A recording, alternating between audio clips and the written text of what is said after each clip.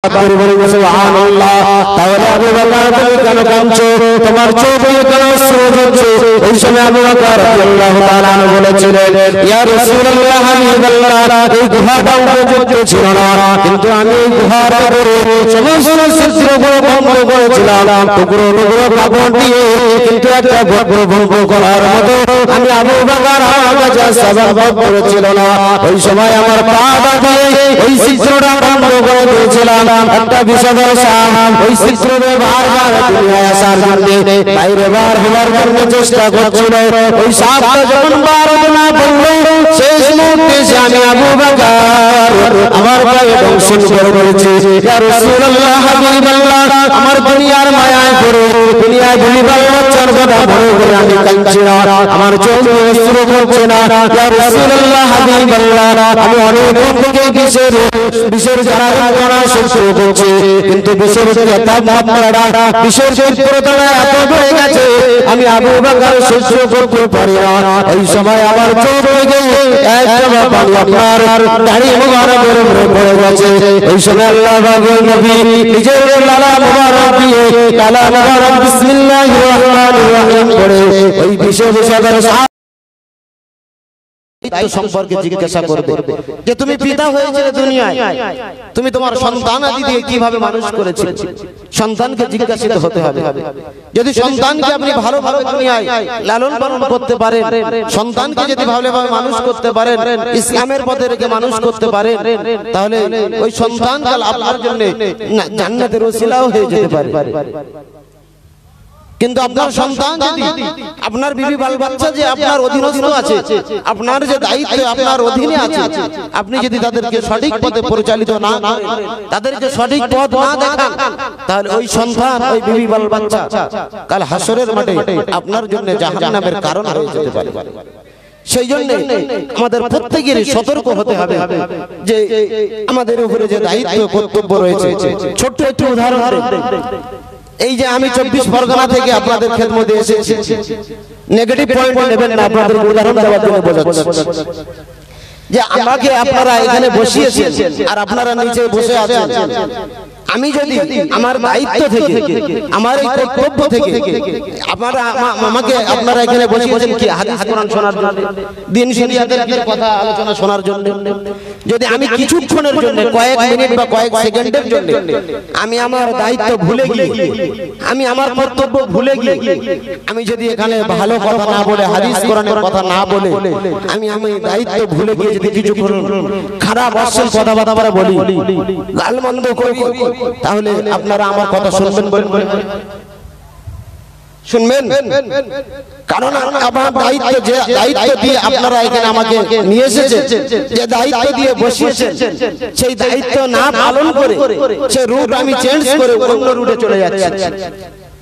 আমার মুখ থেকে আপনি গালিমন্দ শুনতে আসেননি, আমার মুখ থেকে অশ্লীল ভাষা শুনতে আসেন, তাহলে আপনি বান্দা হয়ে সৃষ্টি হয়ে একটা সৃষ্টি, আপনি সৃষ্টি হয়ে আরেকজন সৃষ্টি, যে তার দায়িত্ব কয়েক মিনিট কয়েক সেকেন্ডের জন্য সে ভুলে যাওয়ার জন্য আপনি যদি তার কথাবার্তা না শুনেন, তাকে যদি এই স্টেজ থেকে তাকে যদি নামিয়ে দেন তার দায়িত্ব থেকে সরে যাওয়ার জন্য, তাহলে সারা দিন সেই সকাল থেকে নিয়ে সন্ধ্যা পর্যন্ত আল্লাহ রাব্বুল আলামিন আমাদেরকে যে দায়িত্ব দিয়েছেন, যে কর্তব্য আমাদের প্রতি দিয়েছেন, সেই দায়িত্ব আর কর্তব্য থেকে আমরা কতটা নিজেরা পালন করছি যদি একটু চিন্তা করি আমরা পেয়ে যাব। সোনার মানিকেরা, নওজোয়ান তরুণেরা, ও সোনার মাইরা যুবকেরা, আব্বারা মায়েরা, কোরআনুল কারীমের সূরা আনাসার ভিতরে আল্লাহ পাক স্পষ্ট করে জানিয়ে দিলেন,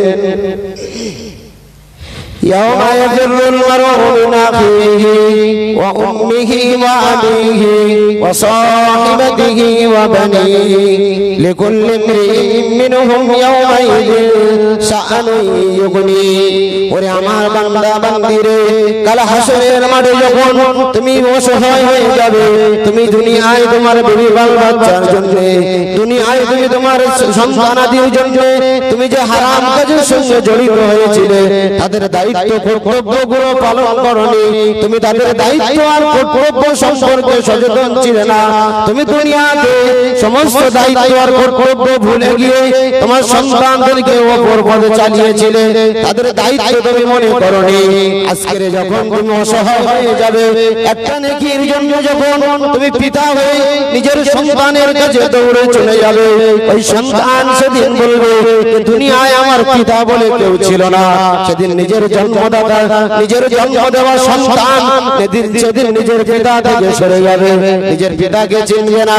আপনার প্রাণের বিবি, যে বিবির জন্য আপনি মাথার ঘাম পায়ে ফেলে পরিশ্রম করে উপার্জন করেছিলে, দুনিয়ায় ইনকাম করেছিলে, বিবির মুখে হাসি ফোটানোর জন্য, বিবি বাল বাচ্চার মনে হাসি ফোটানোর জন্য, আপনি যদি সেই কাল হাসরের মাঠে আপনি যখন একটা নেকির জন্য ওই প্রাণের বিবির কাছে যাবেন, ওই প্রাণের বিবিও আপনাকে বলবে দুনিয়ায় আমার স্বামী বলে কেউ ছিল না। অর্থাৎ দুনিয়ায় যে আপনি যদি তাদেরকে সঠিক পথে পরিচালিত করেন, তাদেরকে সঠিক পথে দিশারি দেখান, তাহলে আপনি গার্জিয়ান হয়ে, আপনি দায়িত্ববান হয়ে, আপনি দায়িত্বশীল ব্যক্তি হয়ে কাল হাসরের মাঠে ওই বেবি বাল বাচ্চার, ওই বেবি বাল বাচ্চার সিলাই আল্লাহ পাক হয়তো বাবা মাকে আপনাকে জান্নাত নসিব করে দিতে পারে। সুবহানাল্লাহ, আল্লাহ পাক জান্নাত দিতে পারে যদি আমি সন্তান এবং বিবি বাল বাচ্চাকে যদি সঠিক পথে চালাই, তাদেরকে যদি আমি আপনি যদি তাদেরকে সঠিক পথের পথিক বানাই, তাহলে ওই সন্তান কালকে যখন ওই সন্তানকে যখন আল্লাহ রাব্বুল আলামিন বলবেন যে তুমি জান্নাতে যাও, এখন সন্তানকে অর্ডার করবে ফেরেশতাদেরকে যে ফেরেশতারা এনাকে জান্নাতে নিয়ে যাও। তুমি যদি সন্তানকে সঠিক পথের পথিক বানিয়ে দুনিয়ায় রেখে যাও, তাহলে ওই সন্তান কাল হাসরের মাঠে আল্লাহ পাকের কাছে সুপারিশ করবে যে আল্লাহ আমার পিতাকে ছাড়া আমি জান্নাতে যাব না। বলুন সুবহানাল্লাহ, আমার মাকে ছাড়া আমি জান্নাতে যাব না।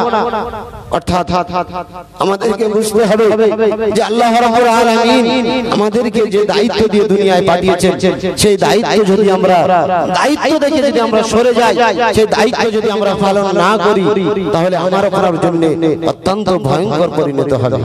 সেজন্য আমাদের প্রত্যেকের উপরে যে দায়িত্ব আছে, একটা পরিবার, একটা ফ্যামিলিতে এমন একটা গার্জিয়ান যে তার পিতা তার যে দায়িত্ব আর কর্তব্য আছে, সন্তানকে যেমন ভালো পথে চালাতে হবে, তাকে যেমন ভালো পথের পথিক বানাতে হবে, ঠিক তদ্রূপভাবে সমস্ত খারাপ কাজ থেকে তাদেরকে সতর্ক রাখতে হবে, তাদেরকে বিরত রাখতে হবে। তাহলে ওই সন্তান আপনার জন্য আপনি যদি ভালো পথের পথিক বানান, তাহলে ওই সন্তান কাল হাসরের মাঠে আমার আপনার জন্য নাজাতের ওসিলা হয়ে যাবে। আর যদি ওই সন্তানকে যদি আমি আপনি যদি ঠিকমতো শিক্ষা না দেই, ঠিক মতো দিনের পথে না চালাই, তাহলে আমার আপনার জন্য অত্যন্ত ভয়ঙ্কর হবে। ওই সন্তানকে কাল হাসরের মাঠে যখন আল্লাহ রাব্বুল আলামিন ফেরেশতাদেরকে বলবেন যে ফেরেশতারা একে জাহান্নামে নিয়ে যাও, তখন ওই সন্তান আল্লাহর কাছে অভিযোগ করবে যে আল্লাহ যে দুনিয়ায় কোনটা সঠিক পথ আর কোনটা খারাপ পথ, আমার পিতা কখনো, আমি খারাপ পথে চলতাম কিন্তু আমার পিতা কখনো মানা করেনি, আমার পিতা কখনো আমাকে সতর্ক করেনি। অর্থাৎ আজকে আমি একা জাহান্নামে যাব না, আমার এই হতভাগা পিতাকে নিয়ে আমি জাহান্নামে যাব। বলুন নাউযুবিল্লাহ। পিতা হওয়া অতটা সহজ নয়। পিতা যে দুনিয়ায় তার একটা দায়িত্ব কর্তব্য রয়েছে, এই দায়িত্ব আর কর্তব্য সমস্ত পিতা মাতাকে সঠিকভাবে পালন করতে হবে দুনিয়ায়। সোনার মানিকেরা, জওয়ান তরুণেরা, ও সোনার মাইরা যুবকেরা, আব্বারা মায়েরা, কোরআনুল কারীমের ভিতরে আল্লাহ পাক স্পষ্ট করে জানিয়ে দিলেন, ইয়া আইয়ুহাল্লাযীনা আমানু উদখুলু ফিস-সিলমি কাফা ওয়া লা তাত্তাবিউ খুতুওয়াতিশ শাইতান ইন্নাহু লাকুম আদুউম মুবিন।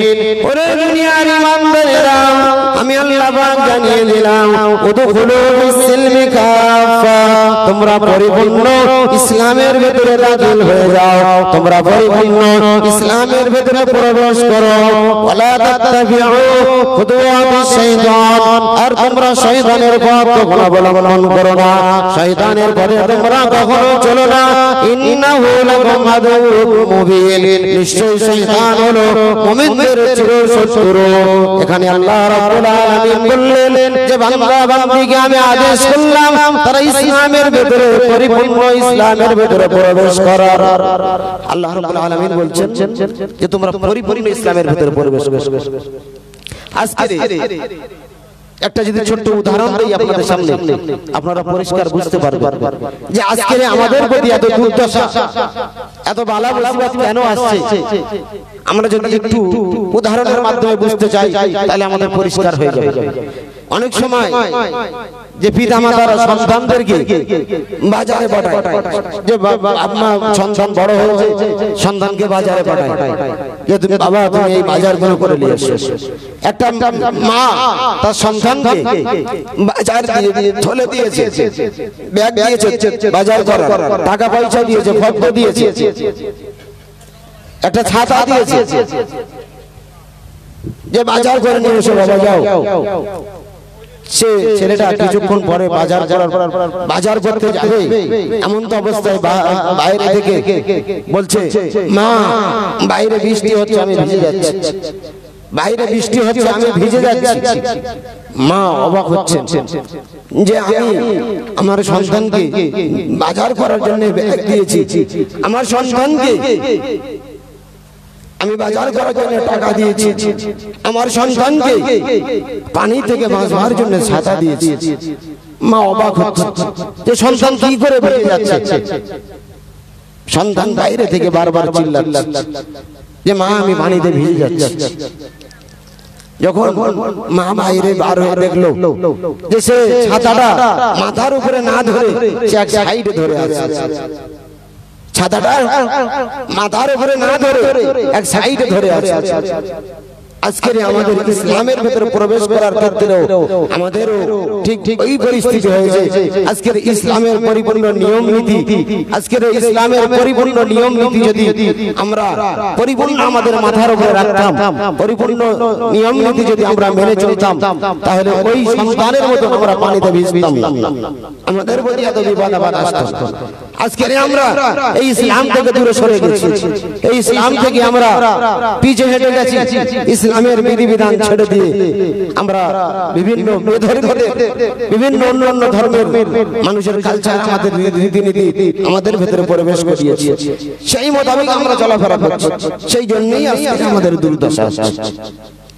যদি আমরা যে নিয়ম নীতি আল্লাহ যে পদ্ধতি আমাদেরকে দিয়েছে সেই নিয়ম নীতি আর পদ্ধতি যদি আমরা সঠিকভাবে মেনে চলতাম, নিয়ম নীতিগুলো যদি ইসলামকে সঠিকভাবে আমাদের কাজে লাগাতে পারতাম, তাহলে আমাদের এই অপমান আর অপদস্থ হতে হতো। কারণ ওই ছেলে যেমন ছাতাটা মাথার উপরে না ধরে সে যেমন এক সাইডে ধরে রেখেছে, সেই জন্য তার গায়ে পানি পড়ছে, সে ভিজে যাচ্ছে, ঠিক ততরকম ভাবে আজকে আমরা ইসলামের বিধিবিধানগুলো, নিয়ম শৃঙ্খলাগুলো আমরা পরিপূর্ণ না মানার জন্য, ইসলামের ভেতরে আমরা না আসার জন্য, না আসার কারণে আমাদের এই দুর্দশা হয়েছে। ইসলামকে কারা মেনেছিল, ইসলামের ভেতরে কারা প্রবেশ করেছিল, ইসলামের ভেতরে কারা ইসলামকে পরিপূর্ণ প্রাধান্য দিয়েছিল। যদি সাহাবা হুজুরদের জীবনী আমরা একটু লক্ষ্য করি যে আল্লাহ রাসূলের তরিকা, আল্লাহ রাসূলকে তারা কতটা মহব্বত করেছিল, আল্লাহ রাসূলকে কতটা মহব্বত, কতটা ভালোবেসেছিল। আল্লাহ নবী একবার হযরত ওমর ফারুক রাদিয়াল্লাহু তাআলা আনহুকে জিজ্ঞাসা করছেন যে ওমর, আমি রাসূলুল্লাহ তুমি আমাকে কতটা ভালোবাসো, তুমি আমাকে কতটা ভালোবাসো।